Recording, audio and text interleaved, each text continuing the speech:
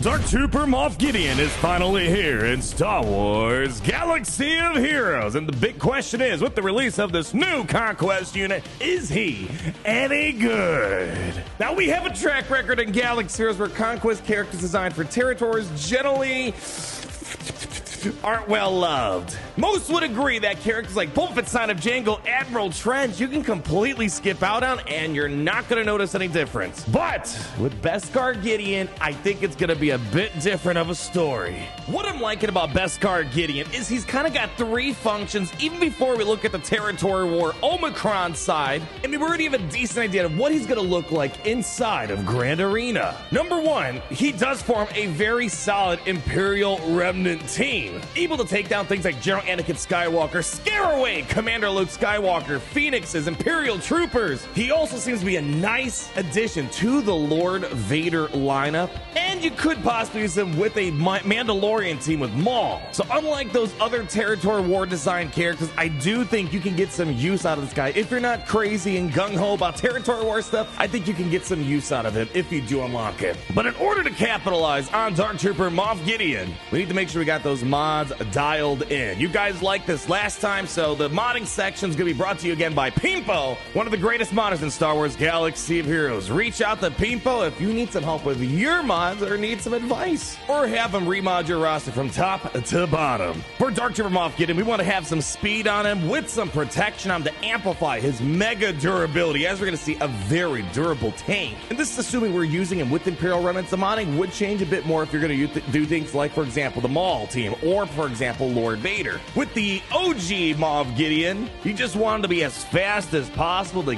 get out there and control the situation, pulling Terminator, mass swarm attack, finally seeing the full potential of the Scout Trooper. Speed and potency sets are going to be the way to go, with an emphasis on critical damage, potency, and health. Death Trooper feels really good on the team, so let's make sure we lock in as much offense, and a defense set seems to be also helpful here. Now, this one could be possibly interchangeable. Stormtrooper, a little bit of speed, some defense, and tons of protection. But as we're going to talk about, it seems like there might be an opportunity to utilize characters like the Dark Trooper in place of Stormtrooper spots. And speaking of the mods, I want to open up with this, the big D word, DATACRONS. Now, DATACRONS come and go, seasons always change, you know the drill at this point, but I do want to put out there, I think one thing this team will have, it's got so much of a stat benefit, as we're going to discuss. DATACRONS can easily be abused by this team, and we're seeing this season with the current Imperial DATACRONS, we can see things like Dark Trooper Moff Gideon take on some galactic legends like Jabba the Hutt. Here's some footage provided by one of my guildmates, Dr. Payton. Just keep in mind, this is DATACRON specific, and who knows what the next sets are going to be. All the gameplay you're going to see from me is non-DATACRON, so you can see this is the floor, and we only can go up higher and higher with OMICRONs and all that other jazz of DATACRONs. The big takeaway from the Dark Trooper Moff Gideon is that leaderability is very juicy, and it shuts down a lot of the typical counters and big teams you expect in Galaxy of Heroes. Now, firstly, as we said, you get a lot of stat benefits here. Now, Dark Trooper doesn't get all these, but if you're a non-droid Imperial Remnant, you get 75% critical chance, critical damage, defense, and offense. That is a big chunk of stats, and that's why I said with DATACRONs, this could be great, but, you know, sets come and go, the stats change, but that's, you know, kind of a lot right there. But furthermore, as long as the whole team is Imperial Remnant, this was by far the biggest thing with this kit. Anytime an ally gains or loses turn meter or a bonus turn, they recover that much health protection. That is a lot of health protection, especially when you're considering like the old Moff Gideon, where he pulls back turn meter with control of the situation. That is a lot of turn meter. You're pulling away, and that's a great heal. Or even penalizing enemy teams if they're trying to slow you down, pull your turn meter, you're just healing up. This might be the biggest thing right here. This team already has a lot of defense baked in. Whenever an enemy gains bonus turn meter or a bonus turn, they are losing 10% defense and offense until the end of their next turn. And we see here things like Phoenix, Imperial Troopers with Veers, Commander Luke Skywalker, turn meter heavy teams, they just end up doing like no damage. So many times you're going to see characters that should be hitting hard only hitting for like 1 damage. I'm not even kidding, literally a singular amount of damage. And then of course this team further amplifies the offense and defense. Whenever Dark Trooper Moff Gideon uses a special ability, all allies gain 10% defense and offense, stacking, no limit. limit until the end of the encounter. So we already start off with a heavy stat boost, and it's going to just ramp up more throughout the battle. And again, why I kind of brought up mods as well as DATACRONs could really be amplified through this. We also have a lot of insight stacking, which comes in handy in a few situations we'll discuss. And then the cool thing on top of this could be really deadly. The first time each other ally is defeated each encounter, Dark Trooper Moff Gideon gains 100% turn meter. And this is huge because if you're not paying attention and thinking, he's just going to revive the characters you just knocked out. And this is the second thing I want to talk about that I found to be the most impactful thing about him. Unwavering presence is a very strong ability. As we just led off with, Gideon gets 100% turn meter anytime an ally dies during an encounter. You got to be very careful, and it almost feels like when you're fighting remnants, you almost have to get Beskar Gideon, or I call it, Dark Trooper Moff Gideon. I sometimes call it Beskar, so expect me to use that interchangeably. Expect Gideon, if you're not taking care of him, he could just revive the allies you went up against. So I fought against Gideon a few times, and I forgot about this in my first battle. I killed off, someone else, and then Gideon's just like, ha, I'm bringing him back. So firstly, he's granting defense up, and as we said, there's already so much defense here. Defense up with him, defense up from the Stormtrooper, really is going to make this team durable. And remember, they have offense deramping of enemy teams. This is why we see possibly 1 damage at times. Gideon gains taunt, which can't be dispelled or prevented. Very important. Oftentimes, buff unit can really ruin a taunting character. Not here. 30% health protection recovery, nothing to laugh at, especially since the lead allows him to get health protection recovery just from turn meter removal. And he can call a target ally to assist, which generally seems to be Death Trooper or maybe even Dark Trooper. And the big thing, if Dark Trooper Moff Gideon's in the leader slot, he's going to revive all Imperial Remnant allies at 100% health and protection. You're basically starting off from square one. And they get stealth for 2 turns. But if he's not in the lead, so in the situation like Lord Vader or Maul, he can revive dark side Mandalorian allies and give him 30% health, protection, and retribution. And this is going to put you in a conundrum. When you're going up against Lord Vader, you got to think twice what you're going to do, because if you kill off Maul, a non-anti-revive ability, Gideon's just going to bring Maul back, and you're really going to be screwed. And then the third most important thing that I enjoyed, it's really hard to rank all these because they're so good, but the third one that is very obviously important as well, Gideon gets 100% critical avoidance to himself. Dark Trooper Moff Gideon, 50% defense on top of all the other defense stuff that we've discussed, the defense stuff, the defense ramping, the damage reduction on enemies, 30% max health and max protection. And especially when we're modding for protection, this is going to be quite substantial. And at the end of his turn, he recovers 30% protection. And just get this, holy cow. Didn't see this too often here, but whenever Dark Trooper Moff Gideon would be defeated, if he has 4 or more stacks of insight, he recovers 100% health, loses all stacks of insight, and the weakest non-galactic legend ally is defeated. So it's almost like a self-savior mechanism, almost kind of like in a vein of how Darth Vader, when he's about to die, he tries to equalize of someone else. It's kind of like that. But remember, when an enemy is defeated on a Gideon's team, he gets 100% turn meter. So if Gideon is sacrificing his own ally to save himself, he can just get 100% turn meter and then use unwavering presence and just revive him again. Truly brilliant stuff in the kit. And then there's a little bit of Mandalorian stuff, which I'll talk about when we get through more of our individual gameplay testing. But Dark Trooper Moff Gideon gets 25% offense and helps dark side Mandalorians recover 20% protection if the allied leader's as a dark side Mandalorian, so it's calling out Maul. I believe is going to be firmly usable outside of the territory war experience where his primary focus is designed for. Now, you've already been seeing it with the gameplay behind me, but with the Imperial Remnants on defense, this team is so close to being such a good defensive team for non-territory war purposes. When you're going kind of toe-to-toe with Gas, making it difficult for Gas to get clean wins, when Commander Luke Skywalker looks like he has absolutely no hope of beating him, things like Imperial Troopers can't roll you, Phoenix can't roll you, I assume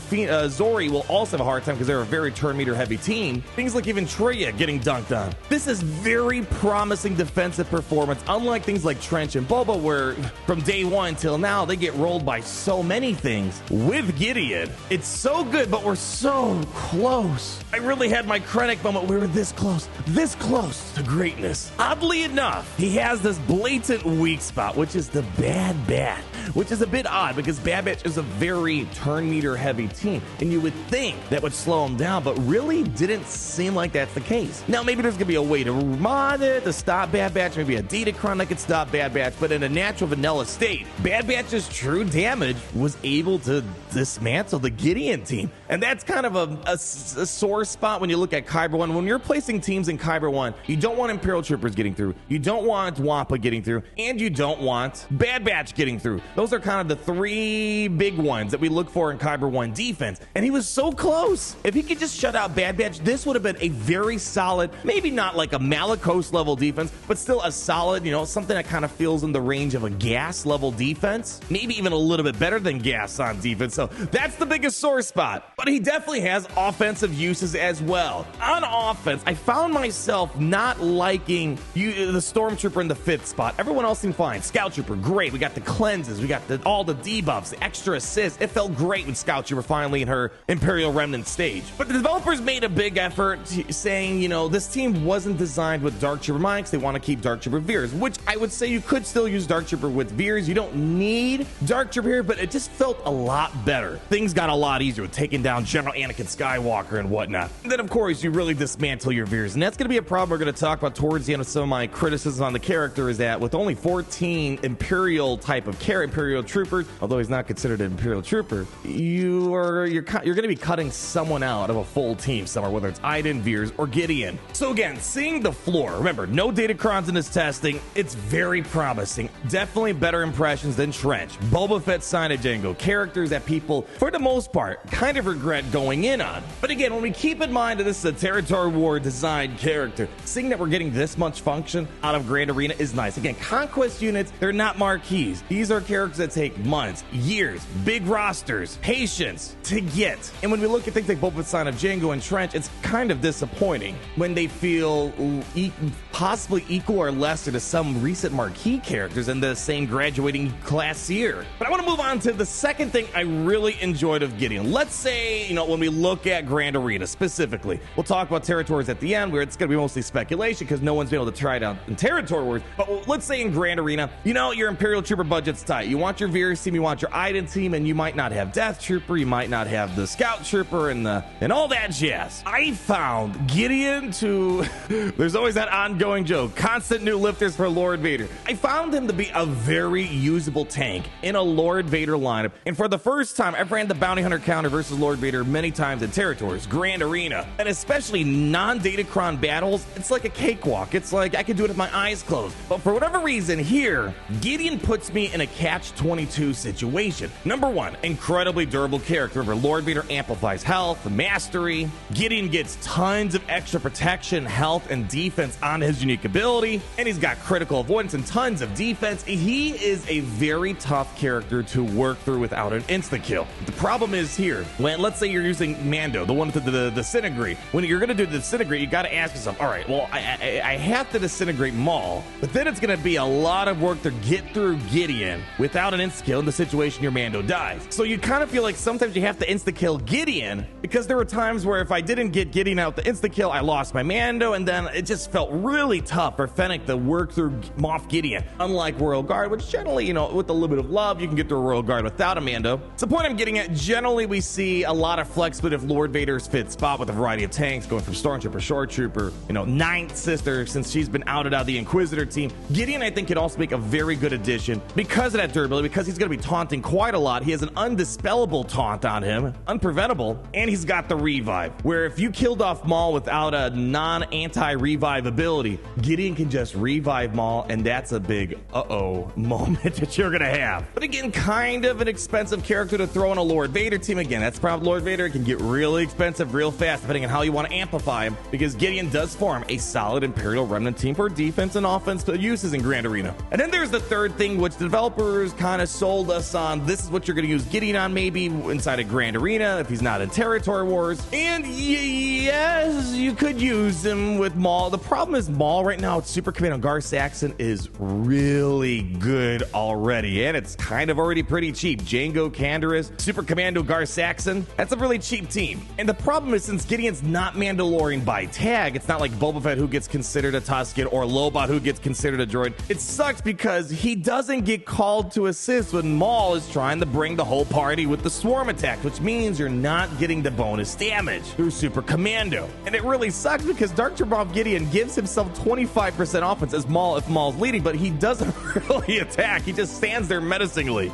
It is nice though that he gives Darkside Mandalorian allies 20% protection recovery at the end of their turn. So I'm not too convinced about the Mandalorian part. You know, who knows? TBD, maybe something will come to fruition, but right now it feels like I don't know why I would want to do this when the Darkside Mandalorian team's already pretty solid and it's not even that expensive of a team aside from MAUL. Especially considering the Imperial Remnant team with Gideon at the helm leading isn't really all that bad. So if it's not clear at this point, compared to how I feel about Trench and Boba Fett, Sana Jango, Territory War Conquest designed units, I'm pretty satisfied when we consider the parameters of these type of things and how he's performing inside of Grand Arena. Aside from Bad Batch being the weak spot and even some things like Radis being kind of a weak spot, everything else was kind of a challenging battle for Gideon to be defeated. But overall, I am pleased. I think he's a good character, and I'm hoping there's going to be more to learn, and a lot of that's going to come down to Territory Wars. Now, Gideon's got 3 Territory Omicrons, and I don't blame you if you're not going to apply them, because Territories, I feel like, is the least important game mode when you look at raids. Territories, Grand Arena, you know, speculation is Territories will get more love in the future, but who knows? But nonetheless, I'm actually mildly excited about these Territory War Omicrons. Seeing what we can do right now, I can only imagine Omicrons are going to be so much better. For initial impressions, I kind of had, you know, reserved expectations, and they definitely were exceeded. I don't know if he's going to be the best Conquest character of the year, but again, I have a bias. If he was Grand Arena, I'd be a little bit more excited, but I'm not disappointed in my initial impressions, that's for sure. I think I can find uses for him on defense. I'm sure with DATACRONS, he could be a little funny and maybe hard for Bad Batch to beat potentially. He does go toe-to-toe with a lot of top-tier teams and shuts down a lot of the top teams that were developed this year. And we were promised inside of Territory Wars, he's going to go toe-to-toe with some galactic legends. And maybe Jabba the Hutt will be one of those galactic legends, because as we see, DATACRONS already kind of give him that capability, but the DATACRON goes away soon. So I look forward to showing you some Territory War footage. It's going to be a while until the next Territory War shows up. But again, I'm confident. I see him being a bit more useful than the other guys, such as Boba Fett as well as Trench. And I think that's going to wrap it up for our initial impressions. I think Malicos, for me personally, is the best Conquest unit to come out this year in 2023. But when I see how this character could pan out, this could be the second or third best Conquest unit, depending on how you cut everything that came out this year for Conquest. The biggest gripe is the biggest difficulty with this guy at the end of the day is how are you going to split up your Imperial Troopers? I feel like we almost need one more trooper, so we have 15 Imperial Troopers in total, and that way you can split them out in 5s evenly between Iden and Dark Trooper Moff Gideon. Thank you so much for stopping by today. Hopefully you enjoyed our initial review of Dark Trooper Moff Gideon. Thank you as always for those who came out. Always a lot of fun testing out these new characters day one, and it's all because of you guys. So if you can, do your Imperial duty, leave that like, comment down below, subscribe so you're not missing a thing. And always remember, it's great to be in the Empire today.